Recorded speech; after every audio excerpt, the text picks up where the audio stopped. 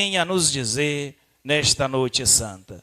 Como em todas as noites, todos os momentos em que a palavra de Deus ela é proclamada, naquele momento Deus te fala. Naquele momento Deus te diz algo, te diz muitas coisas. O problema é aquele que eu disse sempre do início. O problema é que ele fala e que ele está e nós não percebemos a sua presença e não escutamos a sua palavra. Quanto mais nós escutamos Deus, mais nós temos vidas transformadas. Temos homens com atitudes, mulheres decididas, uma igreja comprometida com a causa de Cristo. Para isso é necessário, é urgente, direi, a escuta atenta da palavra de Deus. Irmãos, se com tua boca confessares Jesus como o Senhor, e no teu coração creres que Deus o ressuscitou dos mortos, serás salvo. Meus irmãos, nós que estamos todos aqui, é tão fácil assim a salvação? Estando nas primeiras linhas deste texto de Paulo, parece ser uma conclusão imediata. É fácil a salvação. Basta que você professe com a sua boca e que você acredite que Deus ressuscitou dos mortos, Jesus Cristo, e você será salvo. Mas será que é necessário só isso? Será que basta você dizer, eu acredito em Jesus, eu professo, pronto, já ganhei a salvação? Assim tem muita gente professando. Daqui a pouquinho nós vamos professar o creio. E pessoas que estão aqui, que acreditam e pessoas que não acreditam. Simpatizantes, aqueles que foram convidados simplesmente. Ele vai professar, ele vai falar. Ele diz, eu acredito no Senhor. Mas não basta só você dizer, eu acredito no Senhor. Para que a tua vida ganhe plenamente a salvação. Agora, só quem de fato crê em Cristo pode professá-lo. Só, de fato, quem crê que Jesus foi ressuscitado é capaz de vir num momento como esse e passar 1 hora, 1 hora e meia, 2 horas, o que for necessário, ele fica. Porque ele acredita. Quem não acredita, ele não professa. E se ele professa, ele faz de conta que professou a fé. É por isso que é interessantíssimo eu fazer um exame de consciência. Será que eu creio que eu estou professando? A fé no Cristo ressuscitado está tendo uma influência direta na minha vida ou não? Porque se eu olhar para a minha vida, ela está a mesma coisa que estava há 5 anos atrás, eu estou vivendo ainda o mesmo pecado, significa então que essa minha fé, eu estou professando ela de maneira superficial. E não é isso que Jesus está pedindo hoje. Não é só professar de maneira superficial. Assim você se engana. Professar a fé, depois que você de fato acredita, é professar com a vida, com a existência.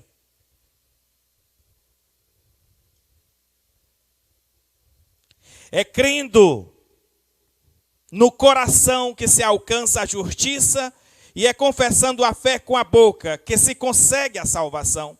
Pois a Escritura diz, todo aquele que nele crê não ficará confundido. Portanto, não importa a diferença entre judeu e grego. Todos têm o mesmo Senhor, que é generoso para com todos os que o invocam. Todos aqueles que nele crê não ficará confundido. Meus irmãos, se tem confusão girando nas mentes, nas cabeças das pessoas, é porque essa nossa fé em Cristo Jesus ainda não é clara. Se sua fé é clara em Cristo, ninguém vai colocar confusão na sua cabeça. Pode vir outras ideias estranhas, pessoas falando mal talvez até da sua igreja, falando mal da sua crença, naquilo que você acredita, nos seus princípios, mas não tem confusão quando você tem essa clareza que o Deus que você cultua, o Deus que você ama, é o Jesus Cristo ressuscitado. Nós estamos longe deste evento mais de 2000 anos. Não deveria ter confusão nas nossas cabeças. E nós estamos vivendo uma época que parece que a confusão impera. Um diz uma coisa, outro diz outra, e diz a verdade está comigo, a verdade está com fulano, a verdade está com ciclano. A verdade não está na igreja Y, está na igreja X. Que confusão! Se uma criança nascesse hoje, a gente deixasse ela à vontade para se tornar cristã, daqui a 10 anos, a 15 anos, você fosse perguntar para ela, ou ela se questionasse por onde eu vou começar, ela teria uma grande confusão. Eu começo pela igreja católica, eu começo pela igreja YX, por onde eu vou começar para seguir Jesus? Só tem uma via pela qual você começa a seguir Jesus Cristo de fato. É ouvindo a sua palavra com clareza e sem confusão. É por ali que você começa a seguir os passos dele, assim como os santos fizeram hoje, como o santo que nós estamos celebrando o fez. Ele ouviu a palavra de Jesus e imediatamente, diante daquele chamado, ele deixa as barcas, ele deixa o pai Zebedeu, ele deixa as suas redes e vai e segue Jesus. O que é que está precisando? O que é que está necessitando? O que é que você precisa deixar para seguir Jesus? É porque para seguir Jesus não basta só dizer Senhor, Senhor. Ele mesmo vai dizer, não, nem todo aquele que diz Senhor, Senhor entrará no reino dos céus. É necessário sim sacrifício, é necessário sim deixar redes muitas das vezes, é necessário deixar família, é necessário deixar ocupações. Vocês prestaram atenção que esses homens chamados hoje, eles não estavam desocupados, eram todas pessoas que estavam em plena atividade, pescadores, mas na atividade, limpando redes, cuidando das barcas. E às vezes quando o padre chama alguém para assumir uma responsabilidade no festejo, no círio, ou na celebração, ou em outros momentos, ou um cargo na igreja, um compromisso maior, o que é que a gente diz? Eu estou ocupado. Como se aqueles que estão trabalhando são desocupados. É gente que não tem o que fazer, então ele está lá na igreja. Será que é assim? Jesus chama exatamente aqueles que estão ocupados, meus irmãos. Jesus não chama ninguém à toa, não. Ele chama aquele que está ocupado ali, é ali que tu prova a tua fé. Se o padre Fernando se tornou padre, com certeza ele estava fazendo alguma coisa quando o Senhor chamou. Quando o Senhor me chamou para ir para o seminário e se tornar padre, eu também não estava desocupado, não. Eu estava trabalhando. Trabalhando, empregado e recebendo meu dinheiro. Mas você precisa abrir mão de alguma coisa para seguir de maneira autêntica. E eu não estou dizendo abandona a tua família, não. Só seja sincero. Seja sincero com você mesmo. Tem coisas que dá sim de você abrir a mão. E tem coisas que se você não abrir mão, você não se torna um discípulo de verdade de Jesus. E sobretudo os nossos pecados, que são aqueles que mais custam. Tem uma historinha por aí, é o meu pecado de estimação. Não existe isso, gente. Cachorro é cachorro de estimação, animal de estimação. Mas pecado de estimação? É porque todo dia eu tenho ele. Toda sexta-feira que eu vou confessar é o mesmo jeito. É o mesmo jeito porque você ainda não tomou uma decisão. Tome a decisão hoje, meu irmão. Imediatamente comece a seguir Jesus, tomando a tua decisão hoje. E ele lançou as redes. Saiu para lançar as redes. Eu vou fazer de vocês pescadores de homens. Agora vocês vão aprender a lançar a rede no mundo inteiro. E quando a gente lança a rede e pega todo tipo de peixe, não é assim? Peixe de todo tipo. Mas tem uns peixes que eu vou te contar, viu? É difícil, viu, Padre Fernando? Eu não sei como é aqui o seu rio, mas tem um rio por aí, né? Quando é na tarrafa, né? Que é a famosa tarrafa que a gente joga assim. Antigamente os peixes parece que era até mais bestinha. A gente jogava a tarrafa e trazia um monte. Agora quando ele vê que a tarrafa está descendo, ele já sai escapando. E se é de anzol? Nem vai mais de anzol, porque a gente joga lá de anzol, não sei se vocês já pescaram, quando a água está bem limpinha. Aí você vê o peixe, está lá o anzol, está lá uma belíssima, como é que se chama? Isca de carne, assim, bem bonitinha. Aí o peixe vem a rodear, porque tem uns peixes arisco. E ele vem, dá um beijinho lá, a gente pensa que ele vai pegar. Quando a gente puxa, vem só, ele não pegou. E tem uns que é tão esperto que ele come a isca, meu irmão. E aí quando ele puxa um anzol, está limpo. É que nem os católicos, a gente vê, rapaz, olha, ele vai começar, agora ele vai começar. Já veio para a missa domingo, rapaz, ele vai pegar a isca. E aí a gente chama para oração, adoração. Depois do lá para que a gente pensa, fisgou, fugiu, não está mais. Cadê fulano? Ih, pá, está longe. Eu vi ele lá no rio, não sei das quantas, só olha. E é mesmo, rapaz, já fugiu. Pescar não é fácil. Mas nós precisamos nos tornar pescadores. E assim o pescador ele tira o peixe da água, do ambiente, da onde ele se vive. Diferente dos pescadores que Jesus quer tornar, ele quer tirar o homem peixe, esse homem lá de dentro de ambientes não é um ambiente que dá vida, é um ambiente de morte. Nós vamos pescar homens e mulheres que estão dentro de ambientes de morte. Ambientes de mortes. E nós precisamos ter essa coragem, a coragem do pregador, a coragem do anunciador. Porque se não tem ninguém para anunciar, como é que as pessoas vão ouvir? E se elas não conseguem ouvir a palavra de Deus, como é que elas vão se converter? Então tem dois pilares importantes, meus irmãos. E aqui eu quero, antes de concluir, deixar esses dois pontos bem claros. A necessidade de pregadores autênticos, pessoas que são envolvidas de fato com o ensinamento de Jesus, para anunciar, lançar a rede e pescar. Mas tem necessidade também de ouvintes autênticos. Esses anunciadores da palavra, esses pregadores da palavra, é necessário que eles tenham uma intimidade, sim, com Jesus Cristo. Assim como aconteceu com André, com João, quando Jesus passava lá no capítulo de João, capítulo 1, versículo 35. João diz, olha o Cordeiro. E quando diz, eis o Cordeiro de Deus que tira o pecado do mundo, eles começam a seguir Jesus, os dois, um atrás do outro, que Jesus vira. O que é que vocês estão fazendo? O que é que vocês estão procurando? Mestre, aonde tu moras? Aonde é a tua casa? Tipo assim, eu quero morar junto com o Senhor. E ele diz assim, vinde e vede.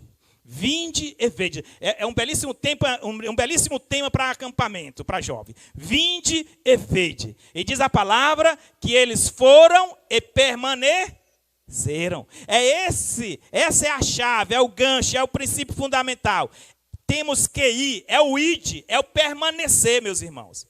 Nós precisamos permanecer com Cristo. Uma vez que você permanece com Ele na fé, na oração, na intimidade com Jesus, aí sim você pode ir, é o id.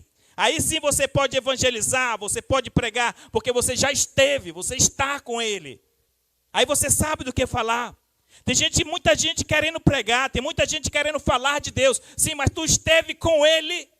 Tu acredita nele de fato ou tu só tem opiniões dele? Porque é necessário que um pregador tenha feito experiência de fato de Deus para que a sua voz não seja só uma voz de convencimento. Porque uma boa oratória convence qualquer um. Mas nós não estamos trabalhando só de convencimento. Eu estou falando de conversão. É necessário conversão. E a pregação, ela faz isso. Ela converte. Se tem uma palavra que tem a força de transformar o coração de uma criança, de um adulto, de um ancião, se chama palavra de Deus. Ela entra aqui, desce no coração, penetra, transforma, ela nos molda. Nenhuma pessoa que participa da missa do primeiro dia de janeiro até o último dia de dezembro, se ele participa todos os domingos, ele não é o mesmo homem, ela não é a mesma mulher. Se ela escuta, mas escutar no verdadeiro sentido do verbo bíblico hebraico, chamar Israel Elohim. Escuta, Israel, o teu Deus. Escutar. É uma frase que fica nas portas da casa dos israelitas, dos judeus. Eu necessito escutar. Porque às vezes a gente só ouve. A gente ouve sons. Tem muita gente aqui, olha isso aqui é um rio enorme para a gente jogar uma rede boa. Mas aqui tem gente que está escutando e vai se comprometer a partir de hoje com a palavra. Mas aqui tem gente que está só ouvindo sons. Está ouvindo. Qual é a diferença só de ouvir para escutar? Escutar, já disse, é obediência, é vivência, é viver. Ouvir, você ouve, passa, depois você não se compromete. Vocês nunca viram aquele menino que a gente manda, a mãe manda ele ir comprar uma coisa e ele está brincando lá na PlayStation? O que é que a mãe diz? Meu filho vai lá comprar meio quilo de arroz. Se ele só ouviu, ele até vai comprar esse quilo de arroz. Mas quando chegar lá, ele não lembra o que era. Ele diz, rapaz, e o que era mesmo? Porque ele não ouviu, ele estava atento e focado na PlayStation lá, jogando os vídeos velho dele lá da Free Fire, um negócio velho doido lá, que é só uma matança de gente. Aí, ele vai ter que voltar para perguntar para a mãe, mãe, o que era mesmo? Que a senhora pediu para comprar? Aí o que é que vai acontecer? A mãe vai dar um tabefe nele e vai dizer do outro lado do ouvido, era o quilo de arroz danado. Já agora eu escutei. Aí ele escuta, aí ele obedece. É necessário escutar para que tu possa obedecer. Como diz Santo Agostinho, ninguém ama aquilo que não conhece. Não adianta, meu irmão, minha irmã, você ficar brigando com seu marido porque ele não vem para a igreja, se ele não escuta, e se ele não entende, e se ele não conhece Jesus Cristo. Ele não vai vir. E se ele vir, ele não vai se sentir confortável. Se ele vir, ele não vai se sentir bem. Ele vai começar a se sentir confortável, ele vai começar a se sentir bem no momento que ele conhecer Jesus. Naquele momento, vai chegar um momento, se ele conhecer de fato e fazer a experiência de Jesus, vai chegar um momento que mesmo quando você não quiser ir, ele vai sozinho. Se tu não quer ir, eu vou. Por quê? Porque ele se sente bem, se sente confortável. Mas isso só é possível quando eu amo. E para amar, eu preciso conhecê-lo. E para conhecer, você precisa estar aqui, para ouvir as palavras, ir numa confissão, ir numa palestra, ir num encontro. Não é assim que a gente cresce dentro das empresas, a gente não busca conhecimento, a gente não busca curso para isso, curso para aquilo, para a gente crescer, para a gente desenvolver. Aqui nós estamos aqui com uma turma de formandos, são pessoas que estão em busca de conhecimento, de técnica, para melhor atuar dentro do meio social, para melhor se doar dentro do meio social, dar grito, dar vez para aquelas pessoas que estão marginalizadas, que muitas das vezes estão abandonadas, não só pelo sistema.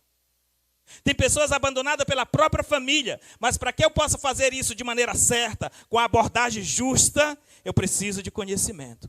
Então, se para que eu cuide do humano eu preciso de conhecimento, e para cuidar das coisas de Deus, por que você também não se interessa?